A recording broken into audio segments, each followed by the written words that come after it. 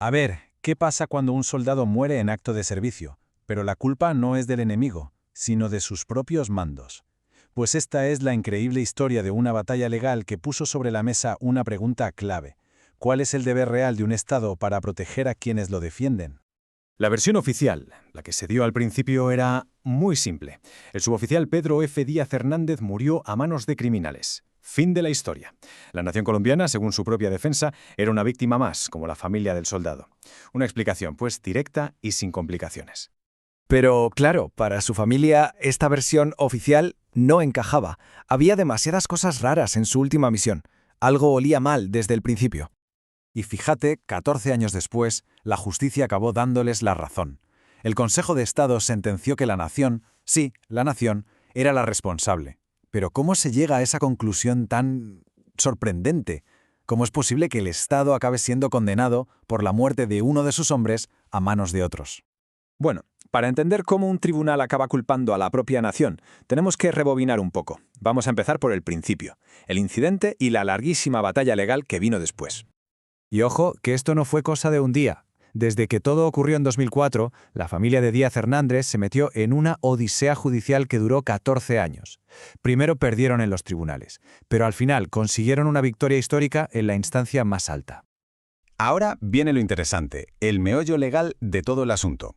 Porque todo el caso giraba en torno a una pregunta fundamental sobre el tipo de riesgo que un soldado debe asumir. A ver, la defensa del Estado se basaba en algo que en principio tiene todo el sentido del mundo. Ser militar es un trabajo de alto riesgo. Cuando alguien se alista, sabe y acepta que se va a enfrentar a peligros muy serios, incluida la posibilidad de morir. Este concepto tiene un nombre legal, riesgo inherente. Es la idea de que hay peligros que van con el sueldo, por así decirlo.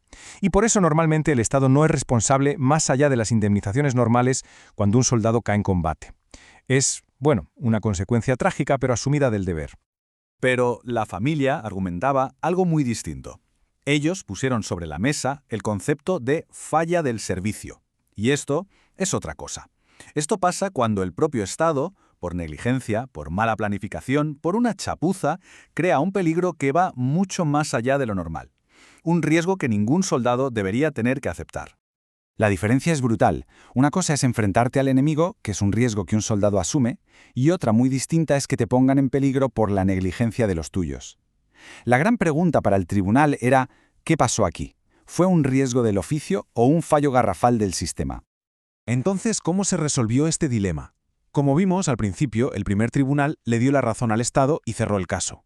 ¿Qué narices cambió para que el Tribunal Superior le diera la vuelta a la tortilla por completo? Pues eso, al principio la cosa pintaba muy mal para la familia. El primer tribunal dijo que no había pruebas suficientes para demostrar una falla del servicio. Así que, caso desestimado. Parecía que la historia acababa ahí. Pero en la apelación ocurrió algo decisivo. El alto tribunal pidió que se añadiera al caso un documento que hasta ese momento había pasado un poco de puntillas. La propia investigación disciplinaria interna de la Armada. ¿Y lo que había en ese expediente? Bueno, lo cambió absolutamente todo. Y es que uno podría pensar que una investigación interna intentaría, no sé, proteger a la institución, barrer para casa. Pues nada que ver. El documento era un desastre. Revelaba una cadena de errores críticos que demostraban que la operación estaba mal planteada desde el minuto 1. El propio alto mando naval, al revisar lo que pasó, se hizo 4 preguntas que eran, demoledoras. Primero, ¿por qué se usó una unidad que no era especialista en inteligencia? Segundo, ¿por qué no se coordinó nada con los jefes de operaciones? Tercero, ¿por qué los agentes no estaban registrados oficialmente en esa misión? Y cuarto, que es de traca, ¿por qué iban de paisano en una misión secreta, pero cargando fusiles largos que gritaban «somos militares»? Pero si eso era grave, las conclusiones de la propia Dirección de Inteligencia de la Armada, la ADINTE, eran ya para echarse a temblar. El informe hablaba de un caos total, manuales indorados, una orden de operaciones llena de fallos y, lo más fuerte, una falta absoluta de supervisión. De hecho, el informe revelaba que nadie en la cadena de mando sabía oficialmente qué pintaba el suboficial Díaz Hernández en ese operativo. Nadie. Con todas estas revelaciones sobre la mesa, el caso dio un giro de 180 grados. Vamos a ver cómo esta investigación interna, que al principio estaba casi oculta, se convirtió en la pieza clave para el veredicto final. Con ese informe en la mano, el Tribunal Superior lo vio clarísimo. La suma de todos esos despropósitos no era un riesgo inherente, ni mucho menos.